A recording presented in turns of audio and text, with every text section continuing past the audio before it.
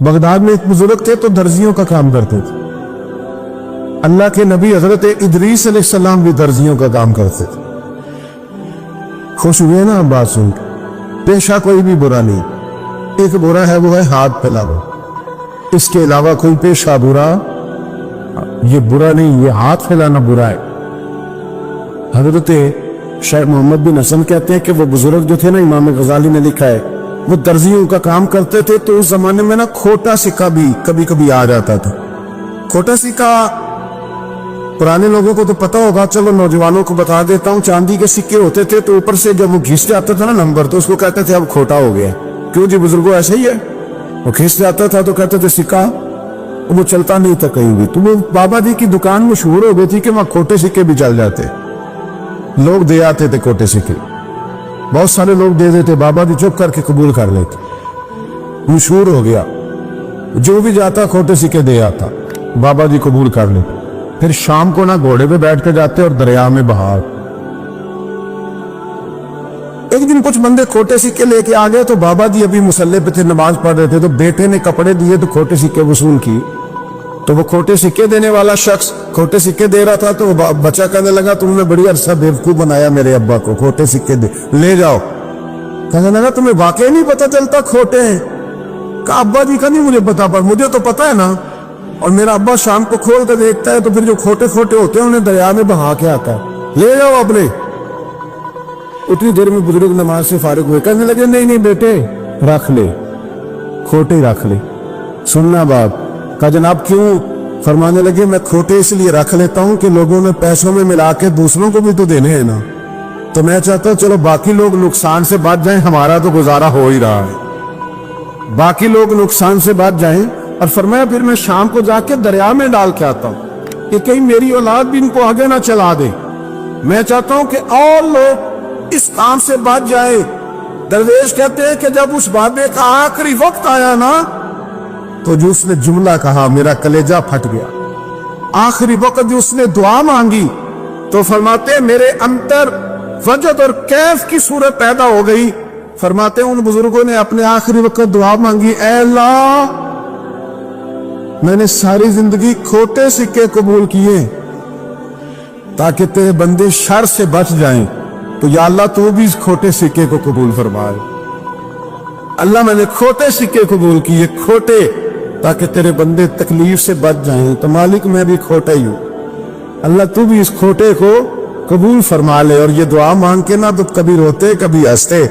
لوگوں نے کہا کیا ہوا؟ کہتے ہیں لگتا ہے رب نے کھوٹا سکہ قبول فرما لیا. لگتا ہے کہ اللہ نے کھوٹا سکہ لوگوں کو تکلیف سے بچائیں. ہمارا وجود یارو مطلب کیا ہو جائے گا 2 منٹ کے لیے سمجھ لے کیا ہو جائے. یعنی اگر آپ بڑے غصے سے باہر آئے اور پاپڑ بیچنے والے پہ آپ نے غصہ نکال لیا سارا، میں رات کی ڈیوٹی کر کے آیا ہوں، تھکا ہوا ہوں، اور تو پاپڑ بیچنے آ گیا، تم لوگ بڑے نالائق ہو، بدتمیز ہو. آپ نے یہ سخت جملے کہہ دیے، چپ کر کے وہ آدمی معذرت کر کے گزر گیا. وہ تو سارا دن پریشان رہے گا نا کہ میری غریبی کا مذاق ہو رہا ہے. مطلب ہو کیا گیا؟ ہوا کیا اگر اس نے کوئی بات کر لی؟ ہم نے ارادہ کرنا ہے کہ ہم نے آسانیاں دینے کی کوشش کرنی، ہم نے لوگوں کو تکلیف نہیں دینی، ہم نے کسی کو آزمائش میں مبتلا نہیں کرنا، ہم نے کوئی ایسا کام نہیں کرنا جس کی وجہ سے لوگ سمجھے کہ یہ آدمی بوجھ بن گیا. کبھی بوجھ نہ بنے. یارو معراج کی بات کرنے کا تو اب وقت آیا ہے، اس لیے کہ معراج کا سارا واقعہ تو مسجد اقصیٰ کے گرد گھومتا ہے. سبحان الذی اسریٰ بعبدہ لیلا من المسجد الحرام الی المسجد الاقصیٰ. حضور نے معراج کی رات مسجد اقصیٰ میں نماز پڑھائی تھی. اور ایک بار پھر سے طیبہ سے فلسطین میں آ، راستہ دیکھتی ہے پھر مسجد اقصیٰ تیرا.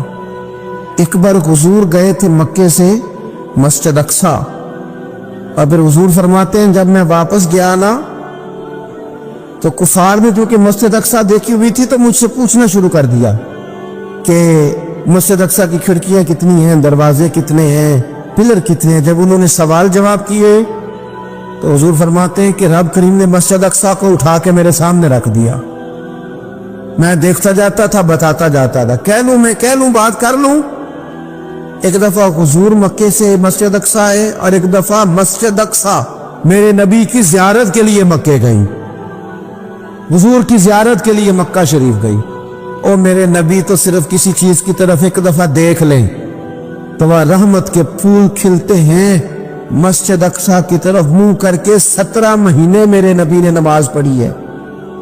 مسلمانوں کو پتہ ہی کوئی نہیں، ہماری خبریں ہی اور ہیں، ہمارا درد ہی اور ہے، ہمیں پتہ ہی نہیں بم کہاں برس رہے ہیں، ہمیں یہ خبر ہی نہیں۔ اور میں اس دور میں تقریریں کر رہا ہوں جہاں سوتوں کو جگانا نہیں پڑتا، جاگتوں کو جگانا پڑتا ہے۔ سیانے لوگوں کو سمجھانا ہمارے ذمہ لگ گیا، کیا کرے؟ اس قوم کو سکھانا پڑتا ہے جسے پتہ سارا ہے، لیکن جان بوجھ کے آنکھیں ہماری بند ہے۔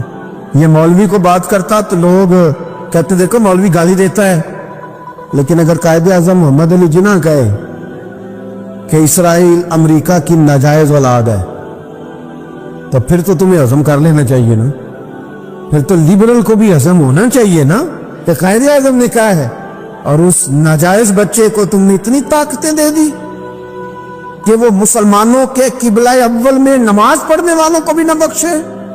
کہاں گئی تمہاری وہ انسانی حقوق کی بڑی بڑی تنظیمیں، کدھر گئی؟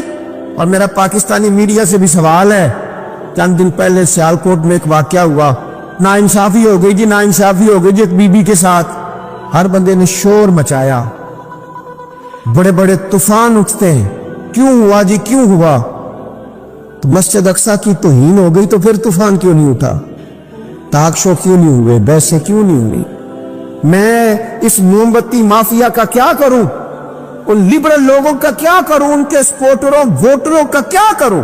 ان سیاسی جماعتوں کے کارکنوں کو کیا نام دوں کہ جو ان فضول بحثوں میں تو وقت ضائع کرتے ہیں، اور وہ مسجد اقصی جس کے بارے میں میرے نبی پاک صلی اللہ علیہ وسلم سے ایک صحابیہ نے پوچھا تھا، یا رسول اللہ مسجد اقصی میں نماز پڑھنا کتنا کو بہتر ہے باقی نمازوں کے مقابلے میں؟ تو حضور نے فرمایا 1000 گنا بہتر ہے۔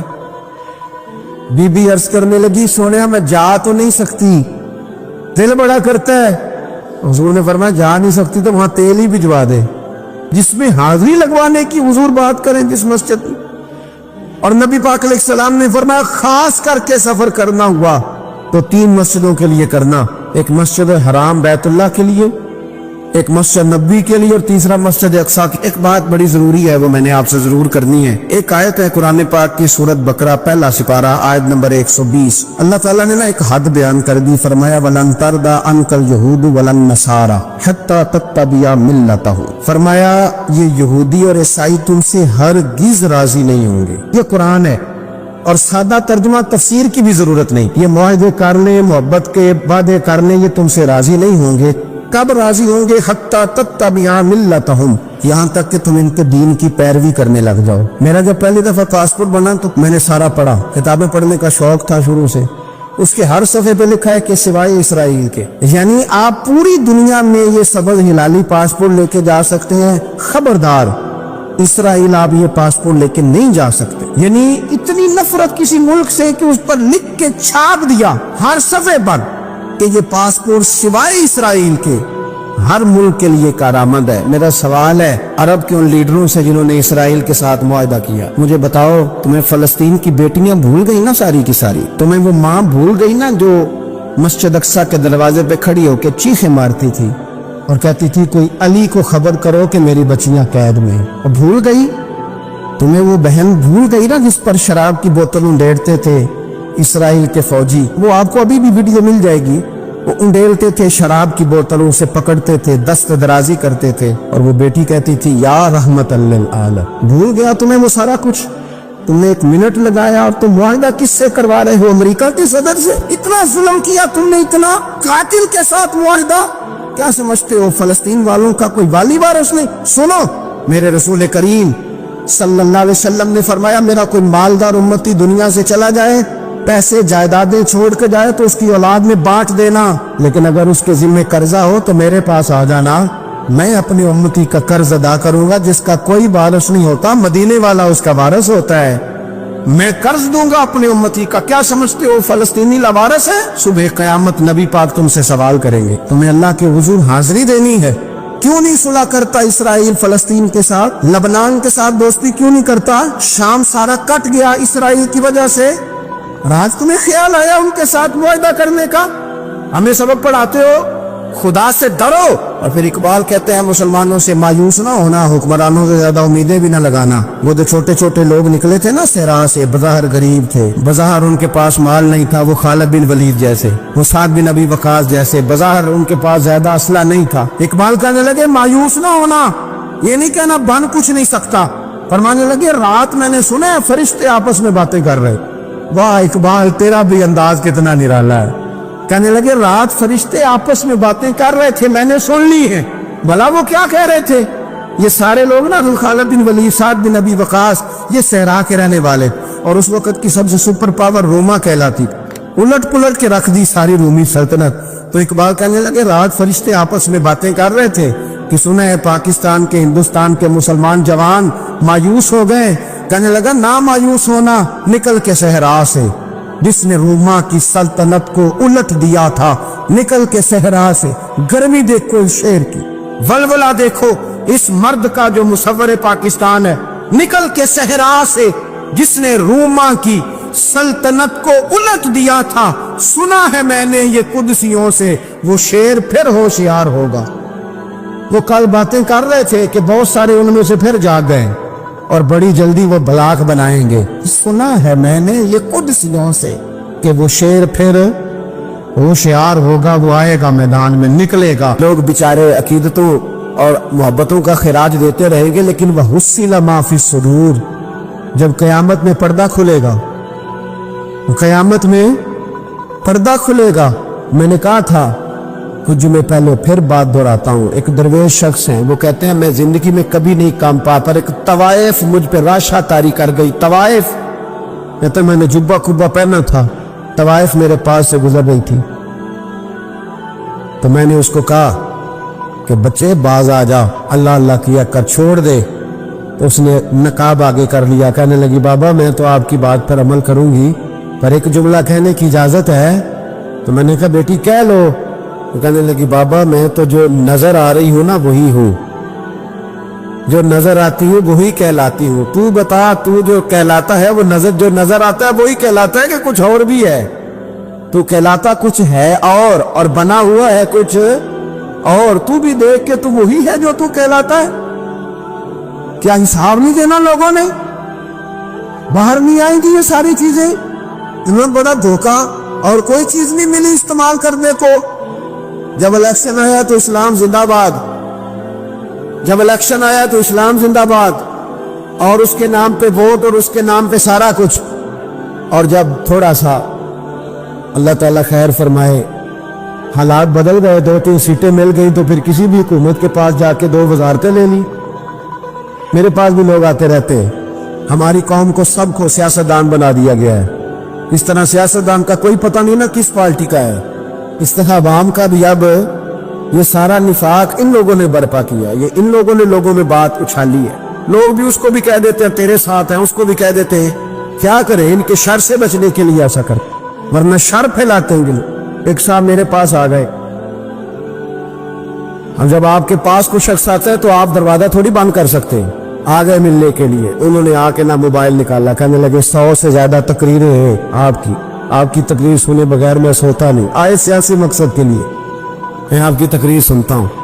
میں نے کہا اللہ آپ کو جزائے خیر دے، مجھے تو پوری دنیا سے لوگ کہتے ہیں تقریر سنتا ہوں، چلے مہربانی ہے، مجھے تب فائدہ جب کوئی تقریر سن کے اثر بھی کرے۔ چلے خیر آپ کہہ رہے تو اچھی بات ہے۔ انہوں نے اس پر اور تھوڑا زور دینا شروع کیا، تو کئی دفعہ نا تکلیف ہوتی ہے کہ یار آپ کیا سمجھتے ہیں سامنے والا پاگل ہے، بیوقوف ہے، اور جو ساتھ لے کے آنے والے ہوتے ہیں وہ بھی خیال نہیں کرتے ہم کیا کہہ رہے ہیں۔ آپ پاگل سمجھ رہے ہیں سامنے والے کو کہ آپ جھوٹی تعریف کریں گے سامنے والا مان جائے گا؟ ڈرنا چاہیے اللہ تعالیٰ سے۔ یہ بڑی تقریر، آپ وہ جو آپ نے ایک موقع پہ کہا تھا، میں نے اسے کہا، میں نے کہا صاحب آپ نے 10 دفعہ کہا ہے تو میں نے سن لیا ہے، لیکن مجھے 1% بھی خوشی نہیں کہ آپ مجھے سنتے۔ یہ کام آپ الیکشن کے بعد آ کے میرے ساتھ کرتے تو مجھے بڑی خوشی ہوتی، مجھے تسلی ہوتی کہ آپ واقعی مجھے سنتے ہیں۔ یہ کیا بات ہوئی؟ پتہ نہیں اب آپ کس کس کو جا کے یہ کہیں گے، کس کس کے ساتھ آپ یہ زاویہ نگاہ لگائیں گے جو تجھے دیکھ کے پھر کسی اور کو بھی دیکھے۔ जो तुझे देख के फिर किसी और को भी देखे, तमाशाई है वो, तालिबे दीदार नहीं। तो मैंने कहा आप तमाशाई बन के ना आए, मेहरबानी फरमाए, जाएं कहीं और जाके। क्या समझा लोगों ने, जिस तरह का मूड आएगा जिसके साथ आप जाएंगे। अब तो इतना माहौल अजीब हो गया। पहले को किसी बुजुर्ग से मिलता था ना, किसी को नेक समझ के तो कहता था हजरत मेरे लिए दुआ करना। अब को मिलता तो कहता हजरत जी आवना वेख्या जो तुम्हारी सेल्फी लेनी है। कौन सा दीन को आप मजहब के नाम पे भी वही मुलम्मा साजी, वही बनावट। तो जब राज खुलेगा, हुस्सिला मा फी सुदूर, जब सीनों की चीजें बाहर आई, मैं कहता हूं आज राज खुल जाए मुश्किल हो जाता है। लोग वजाहतें देते फिरते, जब कयामत में राज खुलेंगे सबसे पहले दीनदार शख्स को देखना चाहिए। मेरे नबी पाक अलैहिस्सलाम ने फरमाया सबसे पहले जहन्नम में रियाकार आलिम दीन को डाला जाएगा। आलिम को सबसे पहले दोज़ख में डाला जाएगा, इसलिए कि उसने अपना कद ऊंचा करने के लिए दीन को टिश्यू पेपर बनाया था। ये तो बात हो गई दीनदारों की। एक सियासतदान ने नारा लगाया, उसने कहा रोटी दूंगा, कपड़ा दूंगा, मकान दूंगा। एक बाद में फिर आ गया, उसने कहा तहफ़्फ़ुज़ दूंगा। एक तीसरा आ गया, उसने कहा मैं फलां कर दूंगा। आते रहे लोग, बेचारे मजबूर हैं, परेशान हैं। हमारे मुल्क में PhD करने के बाद लोगों ने चाय के ढाबे बनाए हुए हैं। लोग आजमाइश का शिकार हैं, किधर जाएं? सियासतदान के पीछे लग गए। लोगों ने नारे भी लगाए, लोगों ने अपनी जेब से पोस्टर भी उसके बनवा के चिस्पा किए, सारी उसके पीछे लोग लग गए। अब हमें तो नहीं ना पता था कि वो तो गरीबों के जज्बात से खेलकर अपना कद ऊंचा करने जा रहा है। वो तो हवस इख्तिदार का पुजारी है। वो तो सिर्फ कुर्सी के लिए लोगों के जज्बात से खेल रहा था। उसने तो इतने जबरदस्त नारे इसलिए सिखाए थे कि लोग मेरे पीछे लग जाएं। किसी की मजबूरी का नाम लेके उसे पीछे लगा के फिर वो अपने जाती मुफादात लेना चाहता था। अल्लाह फरमाते हैं दुनिया में तो धोखा दे लेगा, पर वह हुस्सिला मा फी सुदूर, मैं राज खोल दूंगा। एक हदीस सुनाने लगा जो आपने रट के याद कर ली है। कर लेंगे इंशाअल्लाह, बोलिए सारे कहिए इंशाअल्लाह। कर लेंगे याद माशाअल्लाह से। सुने, अबू दाऊद शरीफ में, तिरमिजी में हदीस है, नबी पाक अलैहिस्सलाम ने फरमाया कुछ लोगों की पुश्तों पर अल्लाह कयामत में झंडे गाड़ देगा। पुश्त होती है ना, पुश्त, मकद, सुरीन, इस पर अल्लाह झंडा गाड़ देगा, वजूद के साथ लगा देगा। हदीस सही अर्ज कर रहा हूं। हजरत अनस बिन मालिक रज़ी अल्लाह तआला अन्हु हदीस के रावी है, फरमाया झंडा पुश्त के साथ गाड़ दिया जाएगा, ऊंचा झंडा होगा कद से। तो लोग सारे कहेंगे या अल्लाह ये कौन है, कौन है ये? तो रब करीम फरमाएगा ये अपनी कौम का गद्दार है, ये अपनी कौम का, इनके झंडे यहां नहीं लगेंगे, इनके झंडे वहां भी लगेंगे। मेरे नबी पाक अलैहिस्सलाम ने फरमाया गद्दारों की पुश्तों पे अल्लाह झंडे लगाए और ये झंडे लगेंगे। और जब लोग पूछेंगे ये कौन है, तो कहा जाएगा वो ये है जिसको कौम ने अमानतदार समझ के सरबराही दी, पर ये गद्दार निकला। कौम ने एतमाद किया, अमानतदार समझ कर ये गद्दार निकला। याद रखना तुम्हारे झंडे लगेंगे। आज तुम्हारी गाड़ियों पे सरकारी झंडे हैं, आज तुम्हारी बड़ों बाजारों पर सरकारी झंडा है। कयामत में तुम्हारी पुश्त पर गद्दारी का झंडा होगा, गद्दारी का। और मेरे नबी पाक अलैहिस्सलाम ने फरमाया गरीबों को अल्लाह कुव्वत दे देगा, और जो तकब्बुर करने वाले थे उन्हें अल्लाह कीड़ियों की शक्ल अता करेगा, चींटियों की शक्ल, कीड़े मकोड़े बना देगा, और गरीब पैरों के नीचे मसल के जाएंगे। वक्त थोड़ा रह गया। वहुस्सिला मा फी सुदूर, फरमाया तुम्हारे सीने के सारे राज अल्लाह बाहर निकाल दे, फाश हो जाएगी, हर चीज खुल जाएगा, सारा आईना बाहर आए। तुम्हें वो सारा कुछ भुगतना है। कितने बादशाह गुजरे आपके मुल्क में, कितनों की कब्रों पे लोग फातिहा पढ़ने जाते हैं, कितने हैं जिनका अब नाम होता है, तस्वीरें लगी हुई है पार्लियामेंट में। इससे ज्यादा कोई शय खत्म हो गई बात। किधर गए हमारे तो नौजवानों को याद भी नहीं। क्या क्या किसी ने कमाल कर लिया वजीर आजम बन के, क्या उसने कर लिया, खत्म हो गई बात। खुदारा जो आप हैं आप वही बयान करें, धोखा ना दे, वरना ये राज जब खुलेगा मेरे नबी पाक علیہ السلام نے فرمایا بہت بڑا تاجر قیامت میں اللہ کی بارگاہ میں کھڑا کیا جائے، اللہ اس کے بچوں کو بھی بلائے گا، کہے گا تمہیں پتہ ہے تمہارا مال حرام ہے، ناجائز ہے، تمہارے باپ نے دھوکے سے کمایا ہے؟ تو نبی پاک علیہ السلام نے فرمایا، امام سیوطی نے حدیث لکھی ہے، نبی پاک فرمانے لگے وہ اولاد اپنے باپ پہ مقدمہ کر دے گی، وہ جن کو دے گیا نا کہ وہ والا پلاٹ بھی تیرا، وہ والا بھی تیرا، وہ والا بھی، وہ مقدمہ کر دے، وہ کہیں گے اے اللہ ہم نے اسے کہا تھا ہمیں ناجائز مال دے، اس سے پوچھ اس نے کیوں کمایا؟ میرے مصطفیٰ کریم علیہ السلام فرماتے ہیں احد پہاڑ کے برابر اس کی نیکیاں ہوں گی، لیکن جرم یہ ہوگا کہ کمائی حرام تھی، تو اللہ کریم ان بچوں کے مقدمے کی وجہ سے باپ کو جہنم میں داخل کر دے گا۔ یہاں وہ سخی بھی بن کے گیا ہے، یہاں وہ کہتا وہ کہانیاں سنایا کرتا تھا کہ میں بڑی محنت سے آگے گیا ہوں، وَحُصِّلَ مَا فِي الصُّدُورِ، میں تمہارے سینوں کی چھپی چیزیں راز کھول دوں، راز فاش ہو، تمہیں ہر چیز دیکھنی پڑے گی۔ میرے رسول پاک علیہ السلام کی ایک حدیث بڑی انفرادی ابن حجر میں لکھی، میں تو اس حدیث کو پڑھ کے میں نے کتاب بند کر دی، میں نے کہا اللہ انہیں معاف کرے۔ نبی پاک علیہ السلام نے فرمایا جس کو امین بنایا گیا اور اس نے خیانت کی، وہ کسی جگہ کا بھی امین تھا، وہ ممبر رسول کا امین تھا یا ڈاکٹر کی کرسی کا، وہ کسی سکول کے ادارے کا امین تھا یا حکومت میں کسی عہدے پہ جسے امین بنایا گیا، توجہ ہے میری بات پر، جسے امین بنایا گیا اس نے خیانت کی، تو اس نے جس چیز کی خیانت کی ہوگی وہ چیز قیامت کے دن اس کی گردن کے ساتھ لٹکی ہوئی ہوگی، گردن کے ساتھ۔ محبوب فرمانے لگے ایک شخص آئے گا اس کی گردن پر اونٹ بیٹھا ہوگا،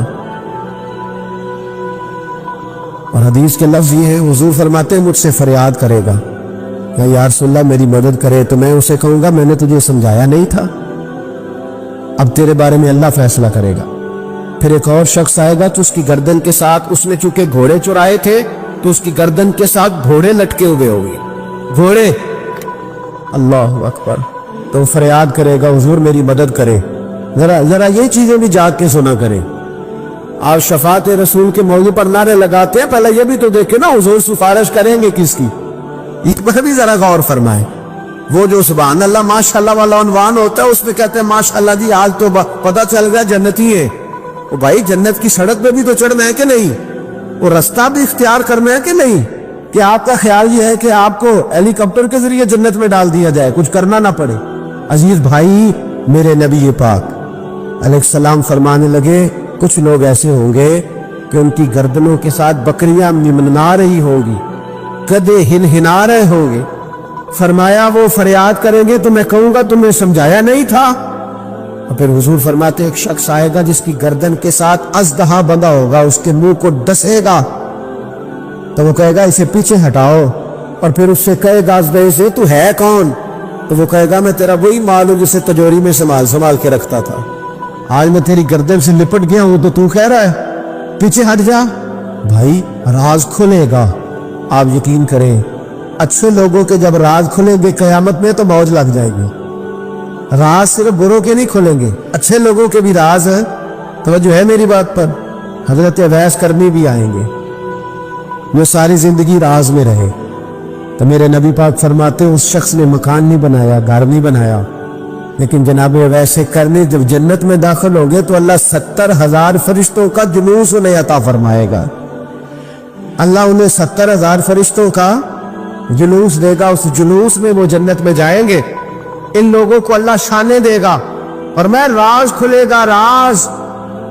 قیامت کے دن کچھ لوگ ان کے چہرے 14ویں کے چاند کی طرح چمکیں گے، اور انبیاء اور علماء ان کو دیکھ کر رشک کریں گے کون ہے؟ میرے مصطفیٰ کریم علیہ السلام فرماتے ہیں رب کریم فرمائے گا یہ میرے محبوب کی امت کے وہ نیک لوگ ہیں جس سے بھی محبت کرتے تھے اللہ کی رضا کے لیے کرتے تھے، اور جس سے بھی انہوں نے زندگی میں دشمنی رکھی صرف ہے اللہ کی رضا کے لیے۔ اب یہ اللہ کی رضا والا معاملہ کہاں تھا ان کے سینے کے اندر، اس کی جزا انہیں قیامت میں ملے گی۔ کچھ لوگوں کا راز کھلے گا، انہیں بڑا لطف آئے گا۔ جوانوں سادہ زندگی آسان ہوتی ہے، یہ جو زیب و زینت والی زندگی ہے یہ مشکل بنی ہے۔ آپ یقین کریں جن لوگوں نے کپڑے پہننے ہیں نا پردے کے لیے وہ بڑے سوکھے ہیں، جو بھی مل گیا پہن لیا، اور جنہوں نے دکھانے کے لیے پہننے وہ بڑی مصیبت ہے کہ یار میں نے اتنا مہنگا جوڑا پہنا ہے، کسی نے تعریف ہی نہیں کی. کوئی تعریف کر دے تو پھر کہتے ہیں دیکھا نا آنکھیں چندھا گئی نا دیکھ کے، اور نہ کرے تو کہتے ہیں جل ہی گیا ہے پورا. ایک جملہ نہیں بول سکا، چونکہ مزاج ہے نا. یہاں جو آدمی کھیت سے اٹھ کے آیا ہے نا چارہ کاٹتا، تو اس کو جہاں بھی موقع ملے گا اس نے بیٹھ جانا ہے، جمعہ پڑھنے نکل جانے. اور جس بچے نے 4-5 ہزار بالوں والوں کو دیا نا سیدھے کر دے ذرا میرے، وہ بڑا پریشان ہے کہ میں نے اتنی محنت کی ہے کسی بندے نے دیکھا بھی نہیں. سادہ زندگی آسان ہوتی ہے، بندہ سوکھا رہتا ہے. اور جو تکلفات والی زندگی ہے، لوگ تعریف کریں، لوگوں سے کچھ، وہ مشکل ہے. حضرت مولا علی اتنی حکمت، اتنی دلیری، اتنے بڑے آدمی، لیکن ایک دن نا نبی پاک صلی اللہ تعالی علیہ وسلم کو پتہ چلا کہ حضرت فاطمہ زہرا میں اور جناب علی میں کسی بات میں رائے کا اختلاف ہوا ہے، تو حضرت علی ناراض ہو کے چلے گئے. حضور ڈھونڈنے نکلے، یہ بخاری میں موجود ہے. سرکار ڈھونڈنے نکلے تو دیکھا کہ حضرت علی نا مسجد نبی کے ساتھ ننگی زمین پر ایک چادر بچھائی تھی.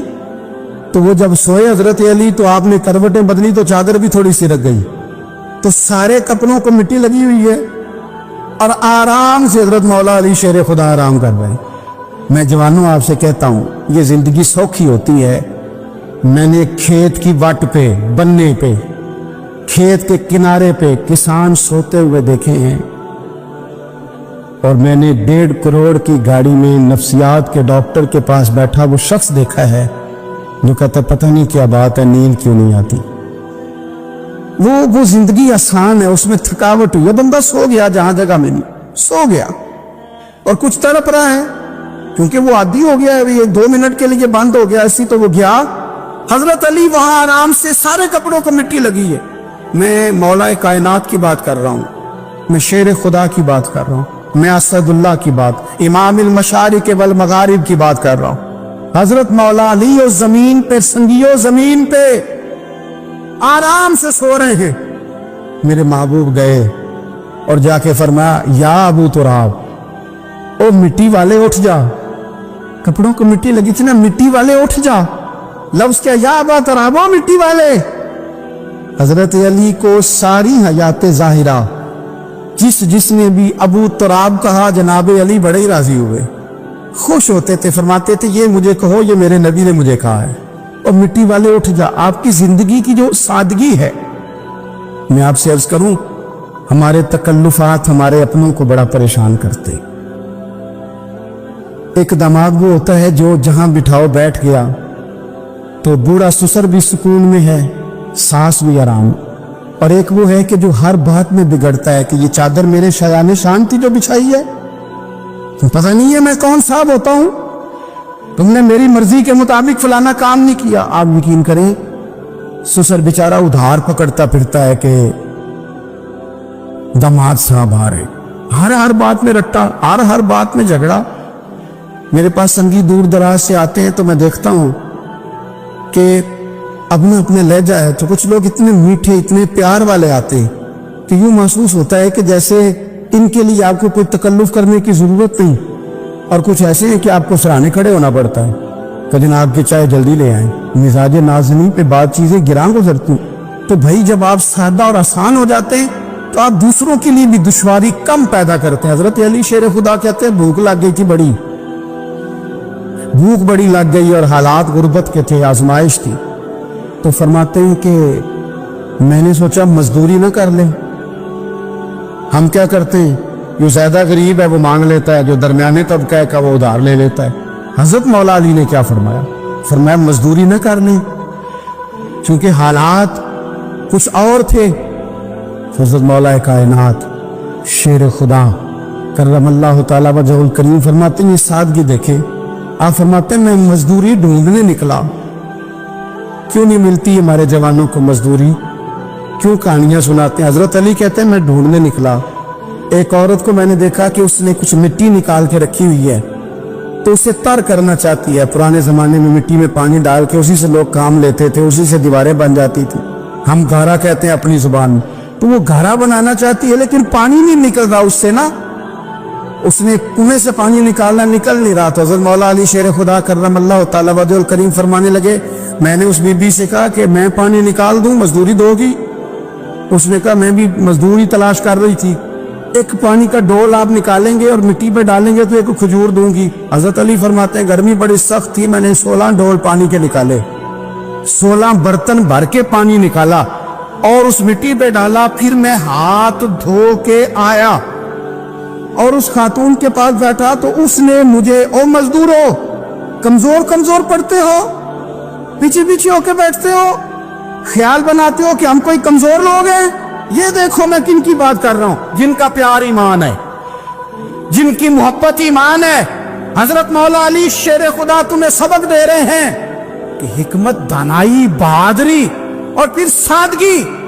مجھ سے کئی دفعہ لوگ پوچھتے ہیں آپ کے والد صاحب، تو میں نے کبھی جھجک کے نہیں بتایا، میرے ابا پروفیسر نہیں تھے، میرے ابا پیر نہیں تھے، میرے والد صاحب جو تھے وہ عالم نہیں تھے، لیکن مجھے فخر ہے جب ان کا انتقال ہوا اور میں انہیں غسل دے رہا تھا تو اس وقت بھی ان کے ہاتھوں پہ چھالے تھے، اس لیے کہ وہ مزدور تھے، وہ محنت کرتے تھے، انہوں نے جیبیں کاٹ کے روٹی نہیں کھائی، انہوں نے ہمیں جو کما کے کھلایا ہے وہ محنت اور مزدوری کا ہے۔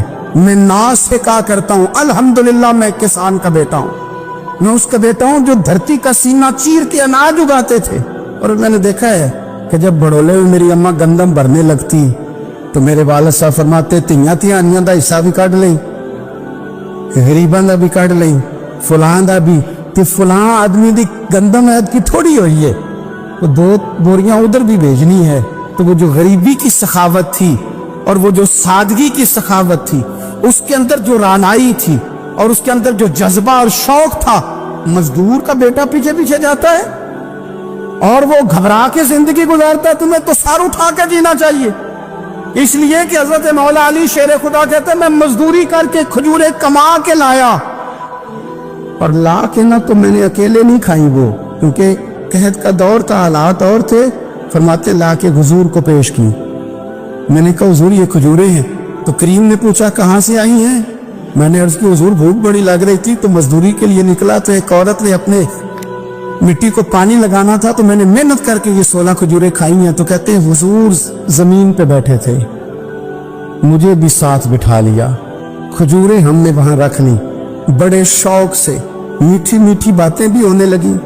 یہ تو جو لوگ روز کھاتے ہیں نا گوشت، وہ تو نخرے کرتے ہیں، کہتے ہیں وہ جناب یہ چیز مجھے ہضم نہیں ہوتی، کولیسٹرول ہے فلان، پیچھے لے جاؤ پیچھے۔ لیکن کبھی آپ دوپہر کو مزدور کو روٹی کھاتے دیکھیں، وہ جس طرح ہاتھ دھوتا ہے اور پونے کو اچار لگ جاتا ہے سارا جو وہ باندھ کے لایا ہوتا ہے، اور لیکن جب وہ کھا کے کھانا اچار کے ساتھ آسمان کی طرف دیکھتا ہے، لفظوں میں نہیں، کیونکہ لفظ تاثیر سے بنتے ہیں، تلفظ سے نہیں، اہل دل آج بھی ہیں اہل زبان سے آگے، وہ جو لہجے سے رب کا شکر ادا کرتا ہے تو اس کی آنکھوں کی روشنی بتاتی ہے کہ جو اس نے کھایا ہے اس نے رب کا شکر بھی صحیح کر کے ادا کیا ہے، پھر اٹھ کے کام۔ تو حضرت مولا علی شیر خدا کہتے حضور نے مجھے وہیں بٹھا لیا اور رغبت سے کھجوریں کھانے لگے۔ ایسا کوئی محبوب کہیں ہوگا نہ کہیں ہے، دیکھو بیٹھا ہے چٹائی پہ مگر عرش نشی ہے، اور ملتا نہیں کونین کو کیا کیا تیرے در سے، ایک لفظ نہیں ہے جو تیرے لب پہ نہیں ہے۔ اپنی زندگی میں یہ 3 باتیں اپنائیں، ایک تو حکمت کے ساتھ دانائی، مزاج جارحانہ نہ بنائیں، جارحانہ مزاج سے کچھ بیوقوفوں کو تو متاثر کیا جا سکتا ہے، فہم و فراست والے لوگوں کو متاثر نہیں کیا جا سکتا۔ جارحانہ مزاج نہیں، حکمت والا، دانائی والا، معاملہ فہمی والا مزاج بنا۔ اور دوسرا، کمزور نہیں پڑے زندگی میں، اپنے آپ کو خود حوصلہ دیں، اپنے آپ حوصلے میں ہوں گے تو آپ کے ارد گرد لوگ تسلی میں ہوں، آپ اپنے مزاج میں دلیری لائیں۔ اور تیسری بات، زندگی کو سادہ کریں، یہ سادہ ہوگی آپ کے لیے، آپ کے گھر والوں کے لیے، سب کے لیے آسانی ہو۔ جو آدمی گھر جاتا ہے اور مصیبت کھڑی کر دیتا ہے نا میں آ گیا ہوں، تو اس کے گھر والے بڑے پریشان ہیں، اس کے بچے یہ دعا نہیں کرتے ابا جی گھر آئیں، بلکہ یہ دعا کرتے ہیں کہ یہ آئے ہیں تو اللہ جانے کب جائیں گے۔ حضور کو مکہ بھی بڑا ہی پیارا، اس شہر سے بھی رسول کائنات کو بڑی ہی محبت، لیکن پتہ ہے مسلمانوں کو مدینے سے اتنا پیار کیوں ہے؟ یہ محبت ذاتی نہیں، یہ بھی خدائی ہے، یہ نہ اللہ کی دی ہوئی، مالک کی عطا ہے۔ حضور نے دعا فرمائی مدینے کی محبت کے لیے، نبی پاک نے، جو ہمارے سینے مچلتے ہیں، دل تڑپتے، हमारी औलादें रोती हैं, हम सब कुछ कुर्बान करके भी उस शहर नूर में जाना चाहते। तो ये खुदाई फैसला है, अल्लाह की पैदा की हुई मोहब्बत है। हजरत सैयदा आयशा सिद्दीका रदी अल्लाह तआला अन्हा फरमाती हैं, बुखारी मुस्लिम में मौजूद है, फरमाती हैं जब रसूल पाक सल्लल्लाहु अलैहि वसल्लम मदीना तशरीफ लाए तो हजरत अबू बकर सिद्दीक रदी अल्लाह तआला अन्हु और हजरत बिलाल अबशी रदी अल्लाह तआला अन्हु को ना बुखार हो गया। तो फरमाती है चूंकि दोनों को बुखार था, तो एक रवायत में तो यूं भी है कि हजरत बिलाल ना मक्के के फिराक में शेर भी पढ़ते थे। इंसान अपने इलाके से प्यार करता है ना, तो मक्का मुकरमा के फिराक में जुदाई में अशार भी कहते थे। हजरत आयशा सिद्दीका रदी अल्लाह तआला अन्हा कहती हैं, उन दोनों का बुखार का हाल मुझे मालूम हुआ तो मैं हुजूर की बारगाह में गई। मैंने अर्ज़ की, या रसूल अल्लाह सल्लल्लाहु तआला अलैहि वसल्लम, जनाब सिद्दीक अकबर को भी बुखार है, सैयदना बिलाल अबशी को भी। मेरे दोस्त को चाहिए तो ये ना कि बीमारी की इत्तिला मिले तो शिफा की दुआ हो, पर करीम महबूब दिलों के हाल जानते हैं ना। हुजूर ने क्या दुआ फरमाई, कहा ऐ अल्लाह, जिस तरह हमें मक्के से मोहब्बत थी ना, इसी तरह हमें मदीने की मोहब्बत दे दे, बल्कि हमारे दिलों में मदीने की मोहब्बत मक्के से भी ज्यादा फरमा दे। ये दुआ हुजूर ने मांगी तो मोमिनों के दिलों में प्यार है मदीने का, ये नबी पाक ने मांगा अल्लाह से। दिलों में प्यार है, दिल खिंचे चले जाते हैं, खिंचे चले जाते हैं। जिन्हों वेख के ठर दियां अखियां ने, जिन्हों वेख के ठर दा सीना है, रब्बा तेरी सारी खुदाई है पर एक की ते शहर मदीना है।